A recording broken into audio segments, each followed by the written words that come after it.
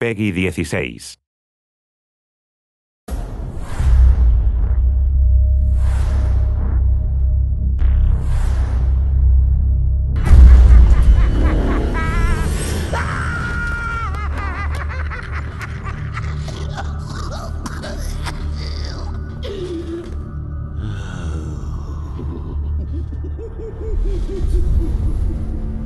Batman Arkham City is essentially a character-driven experience. So the most important thing is to have the right voices for those characters. Working with Mark Hamill and Kevin Conroy is fantastic for us. Like most people, you know, when you read the comics, these are the voices you hear of Batman and Joker. So, yeah, it's very hard to imagine the game without them. Batman isn't just this steely-eyed guy sitting on the rooftop, dropping down, making the odd, quip and then punching people. He's going through hell. You're not safe here. No one is. Kevin would come in and go, "No, I don't think Batman would quite say it like this," or "No, this is how I want to say this line." And we're like, "Okay, cool, awesome, let's go for it." Don't worry about me. You're needed out there. I've been doing the character now for 20 years. The audience knows him as well as I do. They would know in a second if I did something inauthentic, and they'd call me on it. Get out of my way, Quinn. Leave us alone, B-Man! I said move!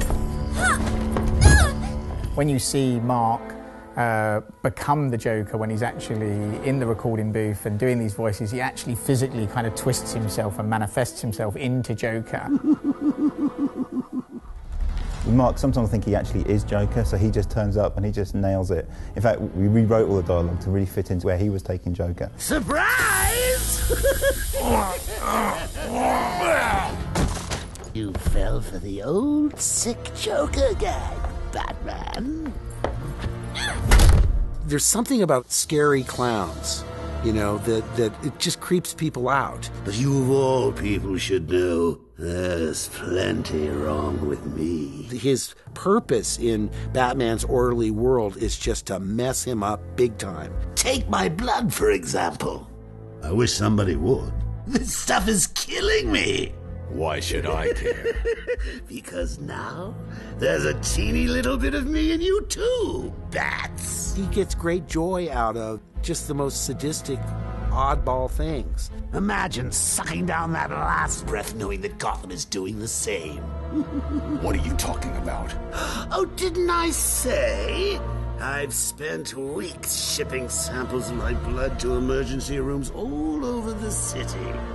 Because of the complicated character, Bruce Wayne and the Joker, there's a sort of a mutual respect there. Even though he knows he's insane, and he knows he has to be controlled, he would never want to kill him. Whereas the Joker is constantly trying to kill Batman. Hold tight. I'm in touch!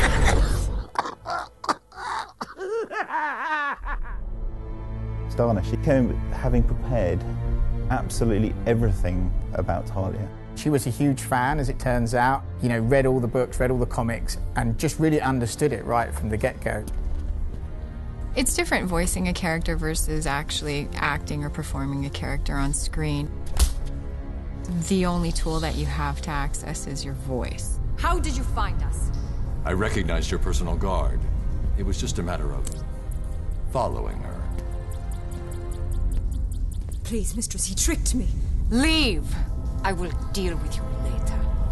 I think Talia is really interesting because she skirts the line between good and bad, and you're not sure if she's completely aligned with the bad guys or the good guys. You didn't need to get yourself arrested to see me, Bruce. After that night we spent in Metropolis, you could have just called. She has this dichotomy in that she's sexy and she's vulnerable, and there are some things that can pull at her heartstrings that she will fight for that suggest that she's more than just like a cold assassin. She's got something that she's willing to risk her life for. You lied to me. I thought you loved me, Bruce. Authentic voice acting and having this direct link into Hollywood and working with all these great actors, for us, it is the real difference between making a good game and a great game.